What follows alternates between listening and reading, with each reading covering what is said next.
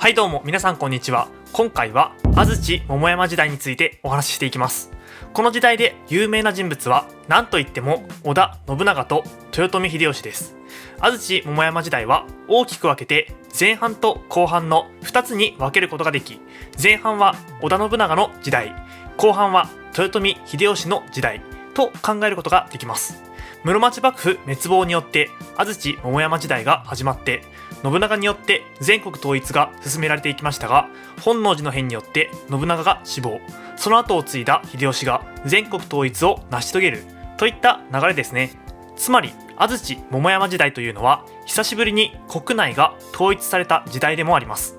織田信長と豊臣秀吉がどのような戦いを経て全国を統一したのかをこの動画で確認していきましょう。安土桃山時代は織田信長が足利義昭を京都から追放したことから始まります。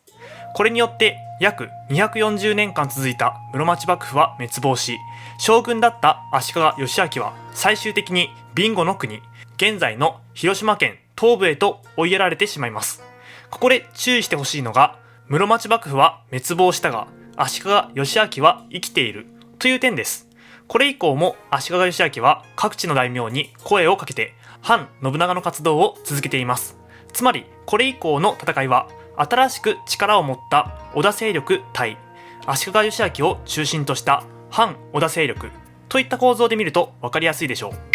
う。さて、今言ったように足利義昭は各地の大名に声をかけて反信長の活動を続けていったので、支配領域を広げた織田氏はたくさんの敵対国と接するようになります。こうなると信長一人で戦うことは不可能です。ということで信長は自分の家臣たちを各方面に派遣して、その地方を担当させる形で戦いを進めていきます。このようにして各地で戦いが勃発し、織田家による天下統一事業は進められていったのです。さて、たくさんの戦いを切り抜けてもう少しで天下統一が成し遂げられるといった頃、信長は秀吉から救援を要請されます。当時秀吉が担当していたのは中国地方でした。そこでの戦いがうまくいってなかったのです。こうして信長は秀吉を助けるために安土を出発、京都の本能寺に宿泊しました。この時に起きたのが本能寺の変です。突然起きたこの事件により、織田信長とその息子である信忠は自害に追い込まれてしまいます。首謀者は信長の家臣である明智光秀でした。光秀はその後信長に代わって政治を行おうとし、明智政権を成立させます。しかしそこに待ったをかけたのが羽柴秀吉でした。信長の死を聞いた秀吉はすぐに戦いを終わらせて京都へと戻っていきました。中国大返しです。こうして大急ぎで帰還した秀吉は京都の西で明智光秀と激突。この戦いで明智光秀は敗北し、命を落とすことになりました。さて、当初を失った織田氏ですが、今後の方針を決めなければいけません。こうして開かれたのが清須会議です。しかし話し合いでうまくいくほど事態はシンプルではありませんでした。次第に織田氏は分裂していき、羽柴秀吉を筆頭とした秀吉派と柴田勝家を筆頭とした反秀吉派で争いになります。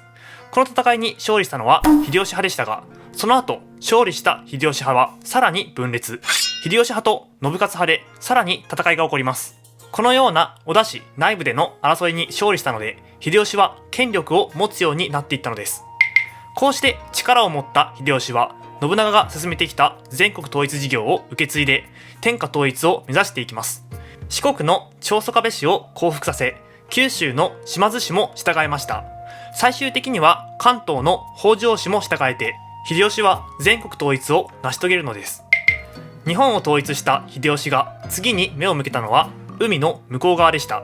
文禄慶長の役です。秀吉は明の征服を企てて、まず朝鮮の国王に対して従属を求めました。しかし朝鮮はこれに応じなかったので、秀吉は2回にわたって出兵を行います。最終的には秀吉が死んだことにより軍勢は撤退、豊臣政権が崩れる原因の一つとなりました。